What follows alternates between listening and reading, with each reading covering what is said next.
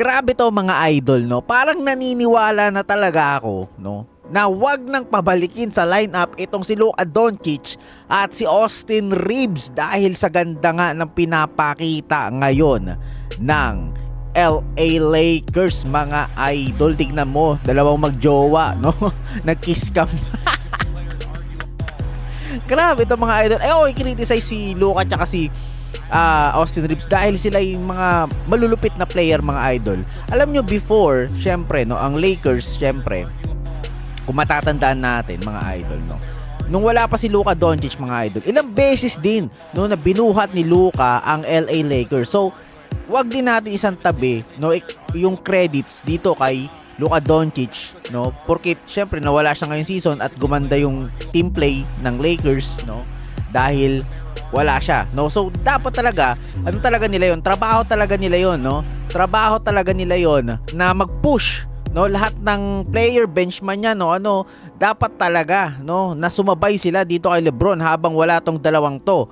Dahil kasi kapag hindi nila sinabayan si LeBron, sigurado trade ang aabutin nila next season mga idol. So ibig sabihin lang niya mga idol, napakalaki ng effect dito ni LeBron James. So tignan niyo yung mga galawan ni Marcus Smart, 'di ba? Tsaka ni pangalan nito ni Luke Kennard, 'di ba mga idol? So grabe, ayun talaga mga pang-playoffs, 'di ba? Yung mga ganung galawan, tas ang laki pa nang naipo-produce nila mga idol, no? Na dapat ang gumagawa itong dalawang to mga idol. Syempre mga idol, may good news naman tayo ngayon mga idol, no. Eto nga si Austin Reeves ay babalik na. Kailan niya babalik itong si Austin Reeves mga idol? Maaring sa Game 5 sa April 29 na possible nang bumalik ito nga si Austin Reeves mga idol. Ayan, no. 'Di ba? Ayan ba, matapos nga niyang ma-injury mga idol.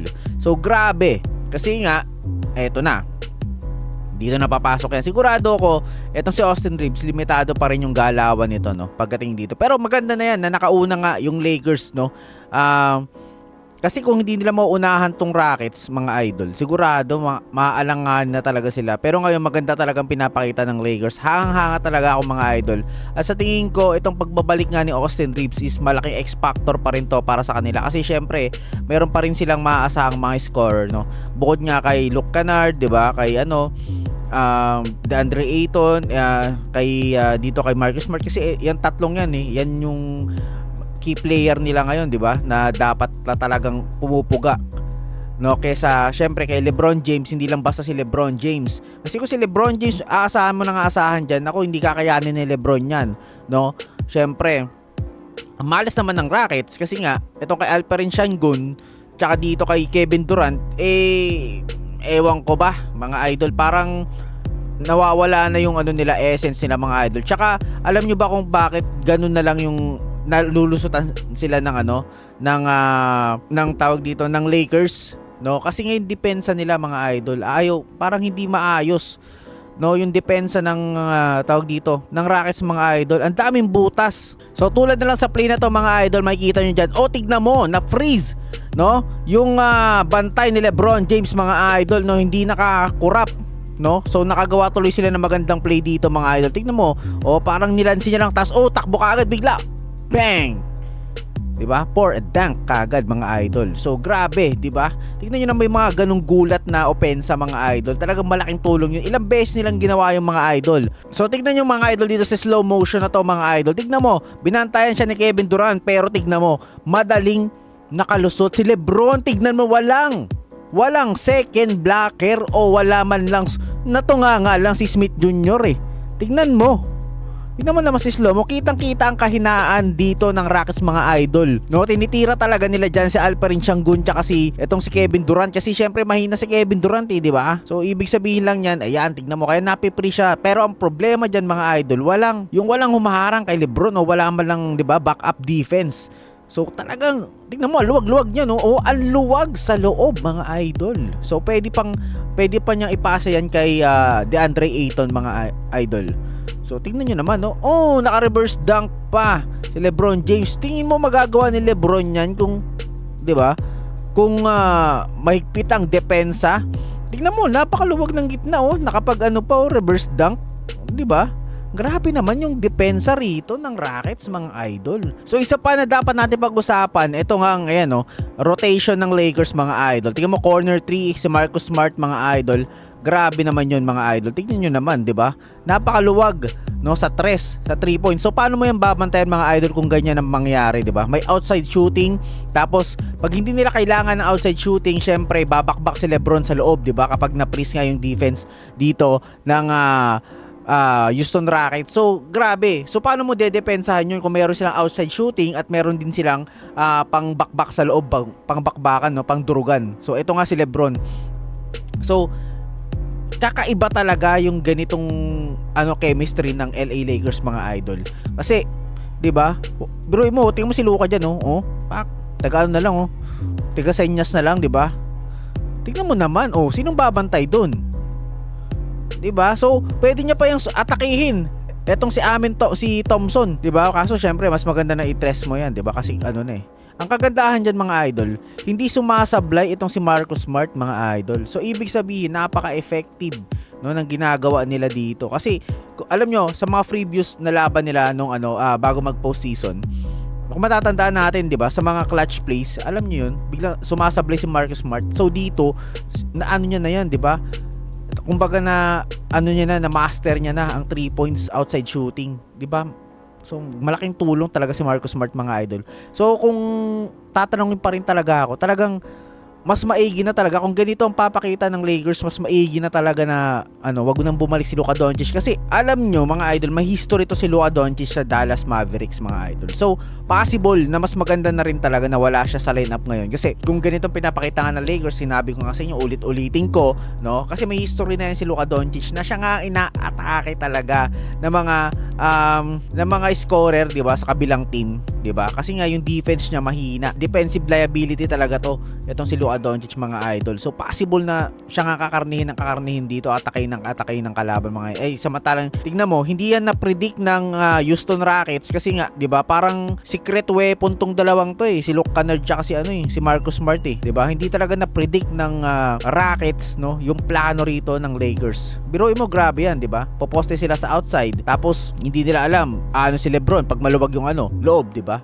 Ayun ang pangit naman sa Rockets, yung defense nila masyadong maluwag, mga idol. Ilang beses silang nanakawan ng play ni LeBron, mga idol. So wala talaga, mga idol. Kahit bumalik si Kevin Durant, parang naging defense liability na lang tuloy siya, kasi hindi siya makahabol, kasi syempre may iniinda siyang injury. Pero kung wala siyang iniindang injury, sigurado ko, mga idol, makapalaban ng Lakers. Pero sa estado ngayon ni Kevin Durant, nga mga idol. Talagang eto sa game 3, mga idol, mukhang alanganin pa maglalaro din si Kevin Durant, Si Alperen Sengun, mga idol, wala. Kamote sa playoffs, mga idol. So kung magiging lang sana, ay effective lang sana si Sengun, yung pinapakita niya nung season, maaari malaking tulong to. Kasi mga idol, ang dami sinacrifice ng Rockets para lang makuha si Kevin Durant, 'di ba? Ang nagiging problema lang, mga idol, may history rin kasi itong si Kevin Durant na hindi niya kaya mag-run ng team. Natatandaan nyo ba yung naging Brooklyn Nets siya, mga idol? Puta, pick niya yun, 'di ba? Nasa siya noon, nasa Brooklyn Nets, kasama niya si Kyrie Irving, si tawag din James Harden, mga idol. Biruin mo, napaka-solid team yun, mga idol. Tsaka alam ko paano na sila pa-west, kung hindi lang sila hindi magcha-champion, kung hindi lang sila nasilat sa anong bang team yun, sa Bucks ata yun, parang hindi magcha-champion ng Milwaukee Bucks, no? Kasi yun ang nagtapat, Alam ko lumaban sila ng kasi yung si Kevin Durant, yung 3-point play, basta kung maano nyo yun, mga idol, na-injury doon tawag dito, si James Harden. Hindi, si James Harden bumalik na pala, tapos itong si Kyrie Irving, siya pala na injury. Kaya yun nangyari, sumablay din, 'di ba? Tapos napunta sa Phoenix Suns, hindi rin umubra, 'di ba? Wala rin nangyari sa Phoenix Suns. So etong si Kevin Durant, nung umalis siya sa Rockets, sa Golden State Warriors, wala na yung career ni Kevin Durant. Hindi niya talaga kaya mag-run ng team. Maganda siguro siya backup player.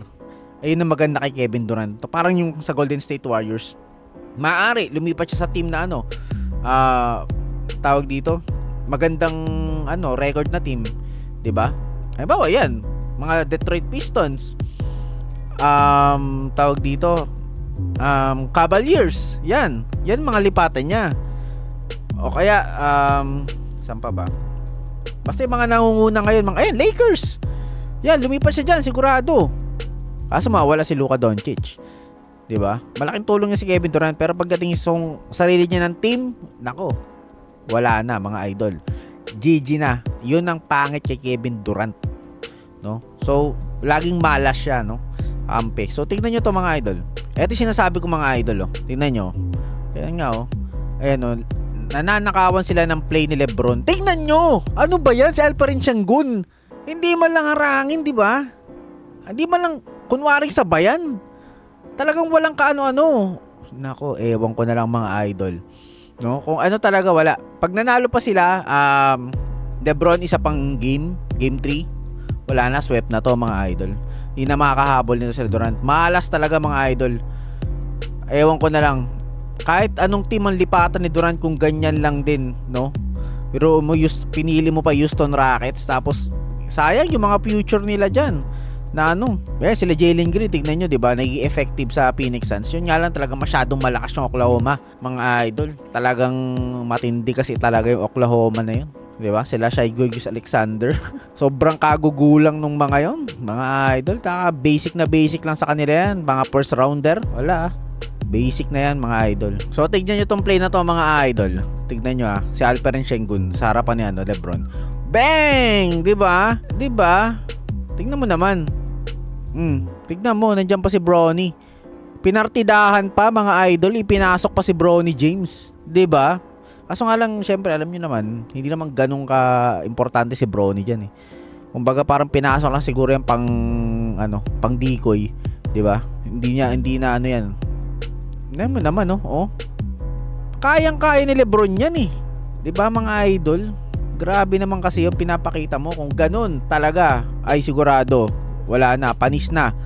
Para sa akin panis na talaga rito, no? Ang Houston Rockets. Ay hindi nila ayusin depensa nila, walang mangyayari mga idol. Kahit ano pa yan, maglaro pa si Kevin Durant. Kung ganun lang ng ganun ang ipapakita ng Rockets, ayoko na. Wala na talaga. Wala nang pag-asa mga idol. So, yun lang mga idol, no? Ang ating mga pinag-usapan ngayong araw na to tungkol nga sa naging laban ng Houston Rockets. Yun, ang nila, ayusin lang nila yung depensa nila. Pero pag hindi nila inayos nga, sigurado. So, syempre, kung gusto nyo mga ganitong content mga idol, no? Yun na, pa-follow, subscribe nyo na yun mga idol. And peace sa inyong lahat.